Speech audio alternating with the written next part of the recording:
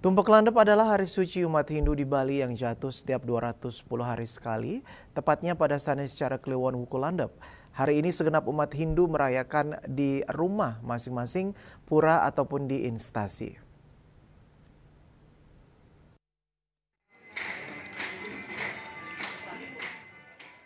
Persembahyangan tumpeng landep pagi hari tadi dilaksanakan di area belakang Mako Polres Buleleng, dipimpin oleh seorang pemangku dan dihadiri oleh Wakapolres dan jajaran pejabat umum Polres Buleleng.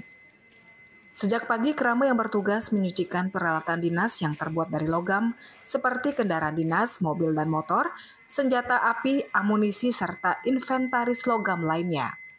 Ketua Panitia Persembahyangan Tumpeng Landep AKP Iketut Swastika menyatakan, penyucian dan persembahyangan tumpeng landep ini rutin digelar di Polres Buleleng dengan harapan seluruh alat dapat dipergunakan dengan baik dalam tugas kepolisian, keselamatan kerja, dan ketajaman pikiran agar tetap menjalankan tugas secara baik dan adil.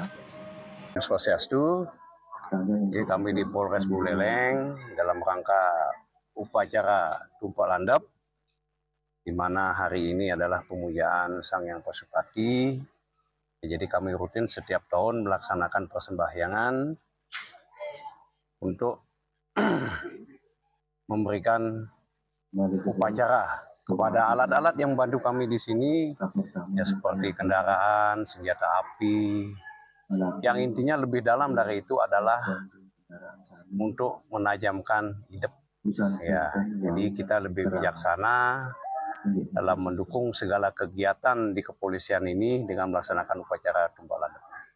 Meski secara harfiah banyak yang menyucikan berbagai peralatan logam, namun esensi tumpeng landep sendiri adalah penajaman pikiran, cita, budi, dan manah, agar manusia memiliki pikiran yang bersih.